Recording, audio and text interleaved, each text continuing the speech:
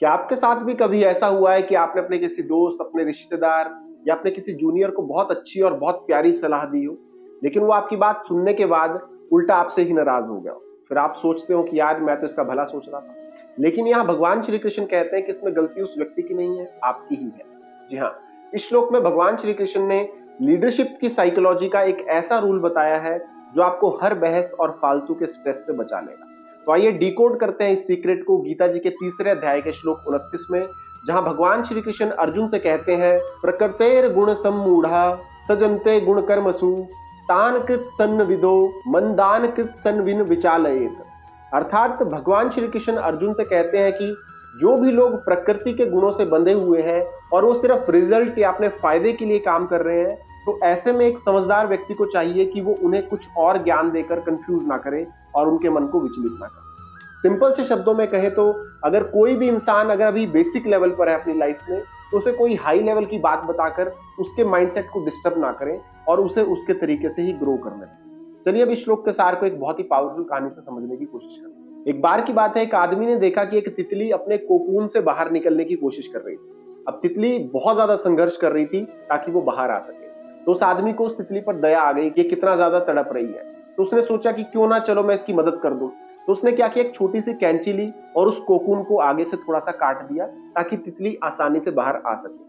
अब हुआ क्या कि तितली तो बाहर आ गई, लेकिन उसका शरीर सूजने लगा और पंख सिकुड़ गए। लेकिन वो आदमी इंतजार कर रहा था कि अब ये उड़ना शुरू करेगी, लेकिन तितली कभी उड़ ही नहीं पाई। वो जिंदगी भर फिर जमीन पर रेंगती रही। तो ऐसा क्यों? क्योंकि कोकून से बाहर निकलने का जो संघर्ष होता है, उसी से तितली के पंखों में ताकत आती है जिससे वो उड़ सकती है।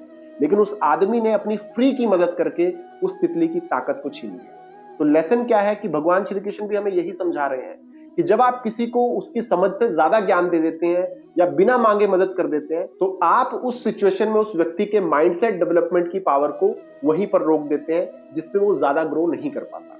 तो एक अच्छा मेंटर या एक अच्छा टीचर कभी भी बिगिनर्स व्यक्ति को एडवांस लेवल की बात बताकर डराता नहीं है, बल्कि उसे धीरे धीरे करके ही चीजें सिखाता है। तो ध्यान रखिए कि अगर आप एक लीडर है, एक पेरेंट्स है या किसी भी फील्ड में ट्रेनिंग देते हैं, तो एक बात हमेशा याद रखिए कि हर इंसान का अंडरस्टैंडिंग लेवल अलग होता है। तो अगर कोई व्यक्ति अभी सिर्फ पैसों के लिए ही काम कर रहा है, तो उसे निस्वार्थ कर्म करने का ज्ञान मत दीजिए, क्योंकि आपका काम उन्हें उपदेश देना नहीं है, बल्कि अपने काम से उनके सामने एक एग्जाम्पल सेट कीजिए ताकि वो आपको फॉलो करने लगे। तो दोस्तों, अब दूसरों को कंफ्यूज नहीं करना है, ये तो हमें समझ में आ गया।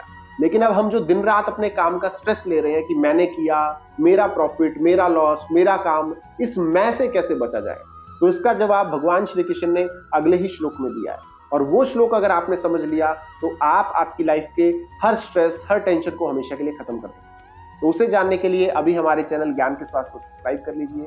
और अगर इस वीडियो से आपको कोई सीख, कोई प्रेरणा मिली हो, तो वीडियो को लाइक और शेयर जरूर करें ताकि औरों तक ये ज्ञान पहुंच सके। और कमेंट बॉक्स में जय श्री कृष्णा जरूर लिखें।